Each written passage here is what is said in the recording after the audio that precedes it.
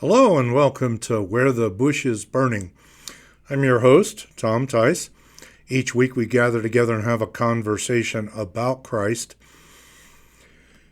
Today we're going to talk about some of the most important things that Christ communicated to his disciples on the night before he went to the cross.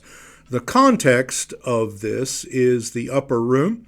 Christ gathered together with his disciples, and in chapter 13, 14, 15, and 16 of the Gospel of John, we find him carrying on conversations with his disciples. This was the occasion when he washed their feet and demonstrated to them his love for them, and then said some very, very significant things that really set for us a clear statement of what he did and what he would like us to do, what he wants us to do. So today we're going to just concentrate on one element of that. It's a very large element in this regard. And in the 15th chapter, we find a couple of verses that we want to concentrate on this morning. So these are the verses. John chapter 15, verse 12, "This is my commandment, that you love one another as I have loved you. Greater love has no one than this, than to lay down one's life for his friends." Now, this is Christ's commandment.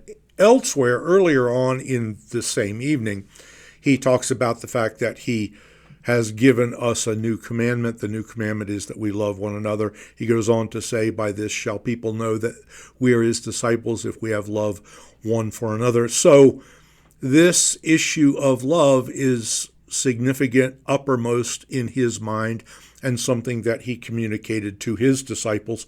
And in a de facto way, having communicated it to his disciples on this occasion, he thereby communicates it really to us. And so the statement is, "This is my commandment, that you love one another as I have loved you. Greater love has no one than this, than to lay down one's life for his friends." So when we talk about this, what are we really to understand from it? And when we talk about love in this context, in the manner in which he communicates it, what does it mean? And in order to do that, what we want to do is to really look at the whole of the life of Christ from his incarnation all the way through to his death and to his resurrection. And what you find is this, is that Christ is the greatest demonstrator in his life of this concept of loving others. The reason I say that is that in the fullness of time, God sent forth his Son, made of a woman, made under the law, to redeem them that were under the law, that we might receive the adoption of sons. So the whole of Christ's purpose in coming was to redeem others. And this is what you find characteristically in his life, is that his very incarnation, that being in the form of God, he did not think it robbery to be equal with God, but made himself of no reputation, took upon him the form of a servant, was made in the likeness of men, and being found in fashion as a man, he humbled himself, became obedient unto death, even the death of the cross. That in Philippians 2 that I just was referring to, that is the summary of his incarnation and his death and the condescension that was involved. So when we look at the life of Christ, we are looking we are looking at something which he did with the intention of benefiting others right from the very beginning to the very end. And if you consider the resurrection and the incarnation and all that that involves, we realize that this is something that's continually something that is self-sacrificial, that is being done for the sake of other people. The incarnation of Christ was for others. And the reason I say that is this.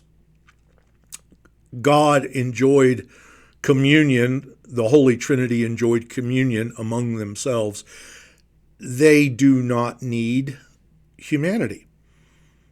They did not stand in need of humanity, and yet they determined to create and also determined to redeem.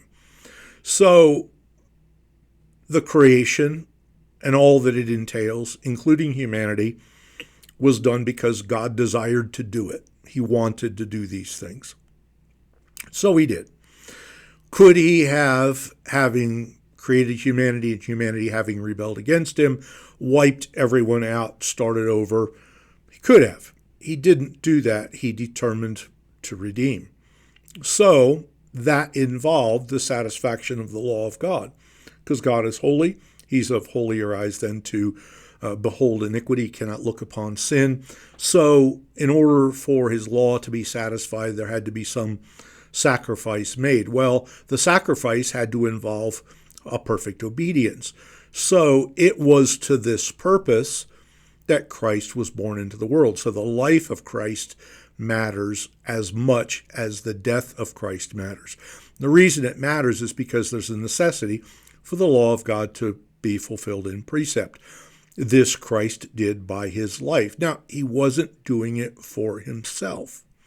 He was doing it for the sake of others. He was doing it for this great multitude which no man can number, which we see described in Revelation. He was doing it for all whom the Father had given him, because he says, all that the Father gives me shall come to me, and him that comes to me I will in no wise cast out. So he was intentionally living at the outset for the purposes of fulfilling the law of God in precept, which he did. So he could arguably say, which of you convinces me of sin? And no one could. Why? Because in thought and word and deed, he did all things well. He fulfilled the law of God in precept. Then you go on from his active obedience to discuss his passive obedience. His passive obedience has to do with his passion and his death. He gives himself up as a substitutionary sacrifice. Even the high priest, who uttered the words that it was expedient that one man should die and not that the whole nation perish, was speaking better than he knew when he said that in the Gospel of John, because what he was referring to was the fact that Christ was being offered as it was a substitute, even though he didn't realize the import of all that he was saying when he made that statement. So Christ's sacrifice was a substitutionary sacrifice. So the cruel death of the cross and all of that was involved was indeed an atonement, a substitutionary sacrifice, and atonement for sins. So it satisfied the law of God in penalty. The life of Christ satisfied the law of God in precept. The death of Christ satisfied the law of God in penalty. Not done for his own sins. God had made him to be sin for us who knew no sin, that we might be made the righteousness of God in him. So, the life of Christ, self-sacrificial for the sake of others. The death of Christ, self-sacrificial for the sake of others. No man takes my life from me, I lay it down. So there's a self-sacrificing element in all of this, which demonstrates to us what true love looks like. This is what true love looks like. This is why he makes the reference to the fact, greater love hath no man than this, that a man lay down his life for his friends. So his life was substitutionary, his death was substitutionary.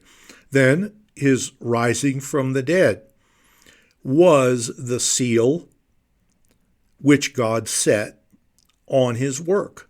That is, God had accepted his sacrifice and raised him from the dead.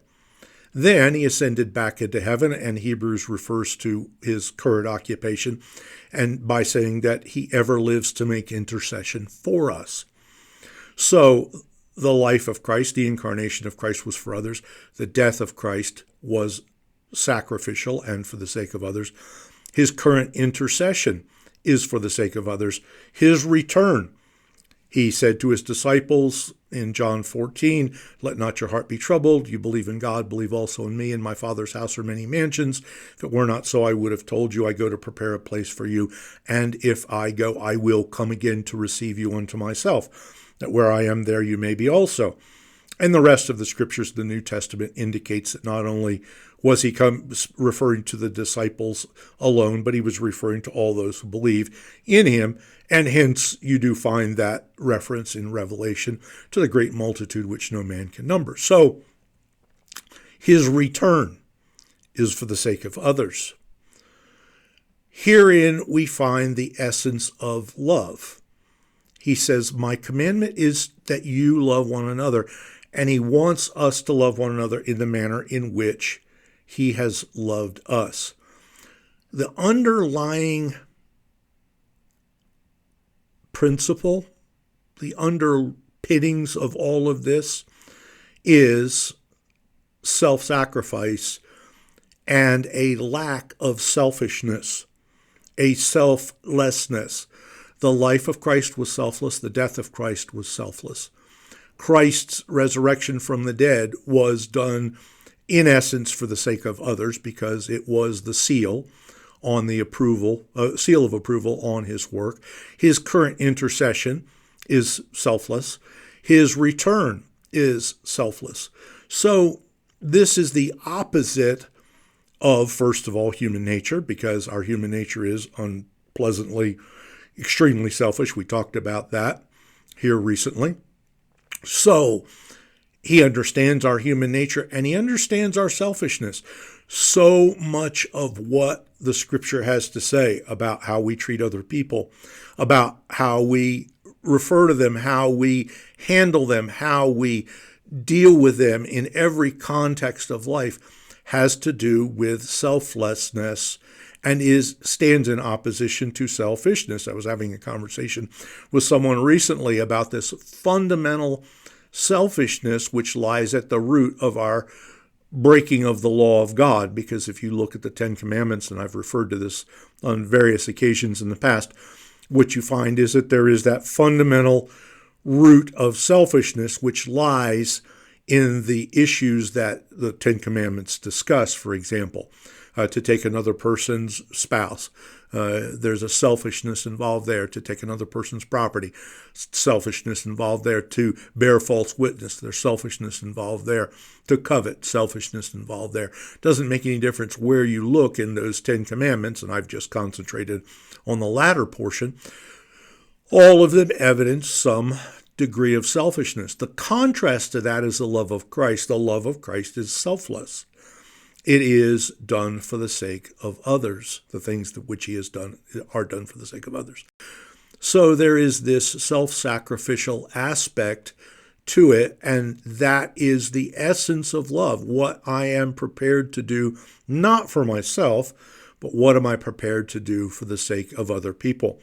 And this takes a number of different forms. I mean, we can talk about the widows, the orphans, we can talk about the homeless, we can talk about any of the number of things which are practical outgrowths of genuine love. And that is that there is a self-sacrificial element to all of this, and it's overwhelmingly self-sacrificial. So consequently, when Christ makes this statement, "This is my commandment, that you love one another as I have loved you. Greater love has no one than this, than to lay down one's life for his friends." That is that summary statement.